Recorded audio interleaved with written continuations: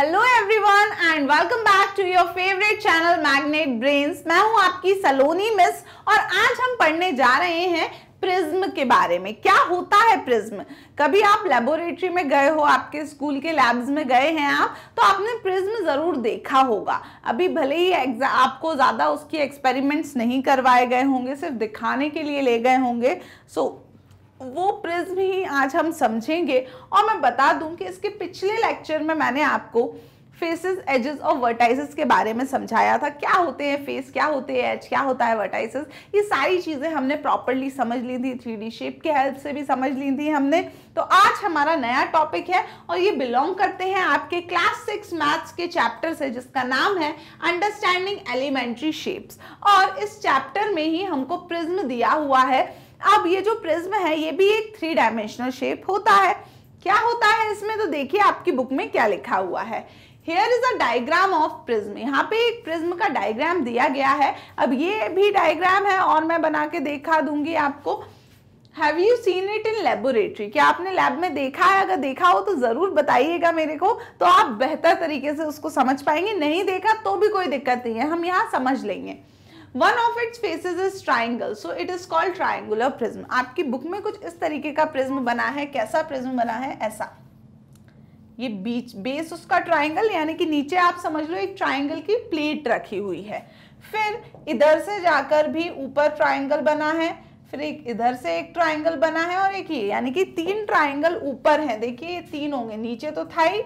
फिर ये साइड में एक ट्राइंगुलर वॉल है, एक ये ट्राइंगुलर वॉल है और एक ये ट्राइंगुलर वॉल है। तो ऐसे 3 ट्राइंगल ऐसे ऊपर की तरफ आए हुए हैं। तो ऐसे बनता है प्रिज्म, जैसे यहाँ भी दिख रहा होगा आपको।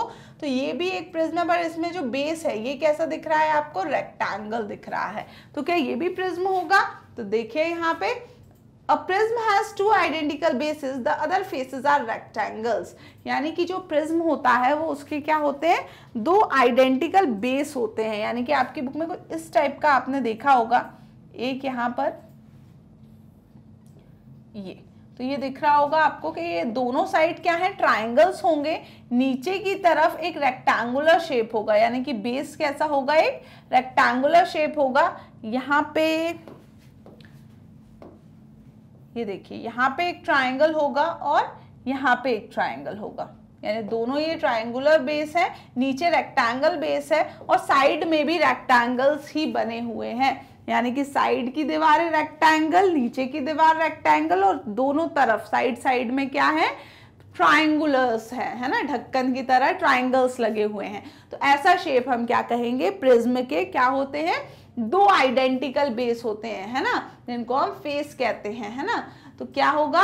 फेस 2 जो आइडेंटिकल है वो क्या है? रेक्टेंगल्स होंगे। आइडेंटिकल बोल सकती हूँ मैं, फेसेस बोल सकते हैं हम कि 2 हमारे क्या दिए हुए हैं इसमें? 2 ट्राइंगल है जो बिल्कुल आइडेंटिकल हैं। फिर क्या है बीच में? रेक्टेंगल। तो इस तरफ भी रेक्टेंगल की दीवार है, दूसरे तरफ भी रेक्टेंगल की दीवार है और नीचे भी रेक्टेंगल है। इस वे में हमें क्या मिलता है? एक प्रिज्म मिलता है जिसमें 2 आइडेंटिकल फेस होते हैं ट्राइंगल और बाकी 3 फेसेस कैसे होते हैं? रेक्टेंगल शेप के होते हैं। तो ये आपका प्रिज्म हुआ। If prism has rectangular base it is called rectangular prism. अगर प्रिज्म के नीचे का जो बेस है वो क्या है? रेक्टेंगल है, तो उसको हम क्या बोलते हैं? रेक्टेंगुलर प्रिज्म बोलते हैं। और can you recall another name for a rectangular prism? तो क्या आप और कोई नाम बता सकते हैं रेक्टेंगुलर प्रिज्म के लिए? तो रेक्टेंगुलर प्रिज्म के लिए क्या नाम हो सकता है, आप बताइए मेरे को। रेक्टेंगुलर प्रिज्म के लिए बहुत कुछ और नाम हम दे सकते हैं। पिरामिड सुना है? पिरामिड क्या होता है? तो प्रिज्म और पिरामिड में वैसे तो बहुत अंतर होता है, लेकिन कहीं कहीं सिमिलैरिटीज भी होती हैं। रेक्टेंगुलर प्रिज्म जिस तरीके से बनता है ना, उस टाइप से ही हम पिरामिड भी बना सकते हैं। कुछ वैसा ही पिरामिड होगा। देखिए पिरामिड क्या होता है? पिरामिड होता है, it is a shape with a single base. क्या है पिरामिड? एक सिंगल बेस के साथ एक ऐसा ऑब्जेक्ट है। The other faces are triangle. बाकी सारे फेस उसके ट्राइंगल होंगे, नीचे का हिस्सा जो होगा वो क्या होगा? रेक्टेंगल होगा। तो कितने ट्राइंगल होंगे? ये देखिए, ये नीचे की तरफ हमने एक रेक्टेंगुलर प्लेट रख दी और फिर हमने कुछ ट्राइंगुलर हिस्से लिए। तो इस वाली साइड पे एक ट्राइंगल, इस वाली साइड पे एक ट्राइंगल, इस वाली साइड से एक ट्राइंगल और इस साइड से, यानी कि नीचे एक रेक्टेंगुलर बेस है और रेक्टेंगल की चारों साइड से क्या है, ट्राइंगल्स ऊपर आके मिल रहे हैं, तो वो क्या कहलाता है, हमारा पिरामिड कहलाता है। अब pyramid, it is, here is a square pyramid, it's base is square. यहाँ जो शो किया गया है इसका क्या नाम है, स्क्वायर पिरामिड नाम है, क्योंकि बेस में क्या है, स्क्वायर है।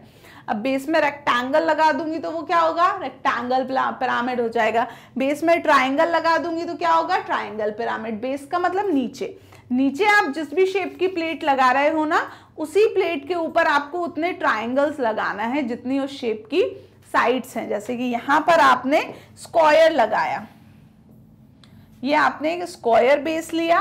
अब आपको क्या करना है, एक ट्राइंगल लेना है आपको इस वाले पोर्शन से, ठीक है, एक ये वाला हो गया आपका ट्राइंगल, यहां से एक दीवार हुई।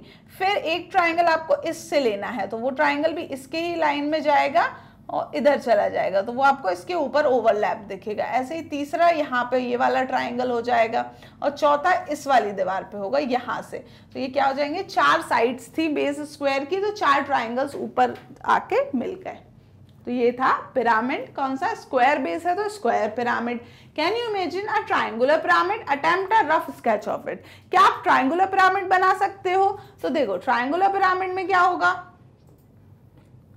ट्राइंगुलर पिरामिड का जो बेस होगा वो ट्राइंगल होगा।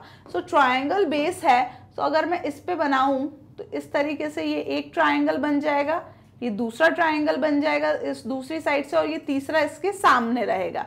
तो यानी कि नीचे ट्राइंगल है और तीनों साइड से उस ट्राइंगल के और ट्राइंगल मिलके ऊपर आ रहे हैं, यानी दीवारें भी उसकी ट्राइंगल शेप की हैं और नीचे जमीन भी ट्राइंगल शेप की है। तो ऐसा शेप कहलाएगा आपका ट्राइंगुलर पिरामिड। क्लियर हुआ? तो हमने क्या क्या पढ़ लिया, प्रिज्म पढ़ लिया और पिरामिड किसको बोलते हैं वो भी पढ़ लिया है। आगे बढ़ो तो नेक्स्ट हमें कुछ और चीजें दी गई हैं यहाँ पे, क्या है वो चीजें तो देख लीजिए।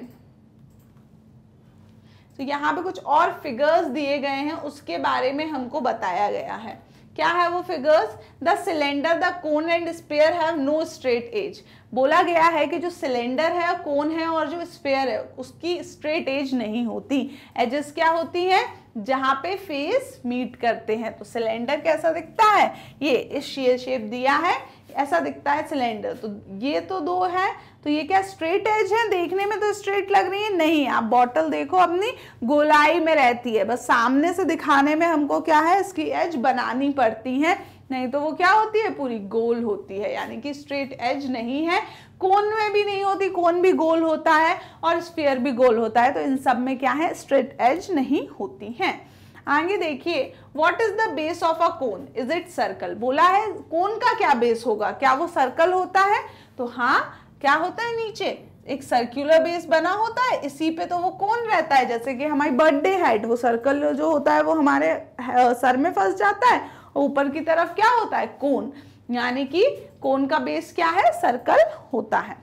नेक्स्ट देखें, the cylinder has 2 bases. Cylinder के पास कितने बेस होते हैं, 2, एक सर्कल दूसरा सर्कल, ऊपर और नीचे दोनों सर्कुलर होते हैं सिलेंडर में। तो व्हाट शेप्स आर दे, क्या है इसके बेस के शेप, सर्कुलर शेप्स होते हैं। Of course a sphere has no flat faces, think about it. और जो स्फीयर होता है, यानी कि आप बॉल समझ लीजिए, आपकी क्रिकेट बॉल जो होती है उसमें फ्लैट फेस होते हैं क्या, कुछ भी फ्लैट होता है, नहीं, वो तो पूरी स्फेरिकल होती है। दैट मीन्स स्फीयर में कोई भी फ्लैट फेसेस नहीं होते हैं। समझ में आए यहाँ तक की चीजें? तो ये कुछ इंपॉर्टेंट पॉइंट्स थे। तो आज के लेक्चर में हमने काफी कुछ पढ़ लिया है, क्या क्या है वो बातें, प्रिज्म, पिरामिड, और फिर यहाँ हमने कुछ सिलेंडर, कोन, स्फीयर के बारे में भी बातें जानी। तो इनको बहुत अच्छे से रिवाइज कर लीजिएगा आप। प्रिज्म, पिरामिड में क्या अंतर है, डिफरेंस देख लीजिएगा।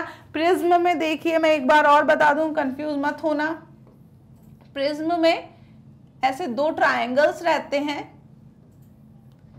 ठीक, आगे और पीछे की तरफ 2 ट्रायंगल्स बने रहते हैं। ये आपको सामने स्क्वायर रेक्टेंगल फेस दिखेगा, उसकी उस तरफ वाली दीवार रेक्टेंगल दिखेगी, और नीचे का जो बेस है वो भी क्या दिखेगा, रेक्टेंगल। यानी नीचे रेक्टेंगल है, एक तरफ ट्राइंगल, दूसरी तरफ ट्राइंगल, बाकी इस तरफ और इस तरफ रेक्टेंगल।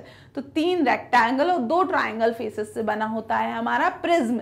जबकि पिरामिड में ऐसा नहीं है। पिरामिड क्या होता है, पिरामिड में जो बेस हो वो पिरामिड हो जाता है, यानी कि पिरामिड का बेस चेंज होता रहता है, दीवारें ट्राइंगल शेप की ही होती हैं। यानी कि अगर स्क्वायर बेस लगाओ आप और ऐसे दीवारें ट्राइंगल शेप की बना दो तो वो स्क्वायर पिरामिड हो जाता है। इसी में रेक्टेंगल बेस लगा दो, रेक्टेंगल के साथ रेक्टेंगल पिरामिड हो जाता है। ट्राइंगल लगा दो बेस, उसके ऊपर ट्राइंगल की दीवारें, तो वो ट्राइंगुलर पिरामिड। यानी कि पिरामिड बेस के साथ चेंज होता है, प्रिज्म नहीं होता। प्रिज्म में तो वही है, 2 जो रेक्टेंगल, 2 मैं बोल सकती हूँ ट्राइंगुलर फेसेस होते हैं आइडेंटिकल, बाकी 3 फेस क्या होते हैं, रेक्टेंगल होते हैं। ध्यान रखेंगे ना। चलिए, तो ये हो गया कंप्लीट। अब इसके बाद एक एक्टिविटी दी है आपकी बुक में फेस एजेस वर्टिसेस के आगे ही, तो वो हम शुरू करेंगे नेक्स्ट लेक्चर में। टिल देन आप विजिट कर सकते हैं हमारी ऑफिशियल वेबसाइट जो कि है magnetbrains.com। वहां आपको कंप्लीट कोर्स के वीडियो लेक्चर्स के साथ साथ नोट्स भी अवेलेबल हैं सिस्टमैटिक मैनर में। एंड डेली अपडेट्स के लिए विजिट करते रहिए मैग्नेट ब्रेन्स यूट्यूब चैनल का community section. Thank you so much and bye bye.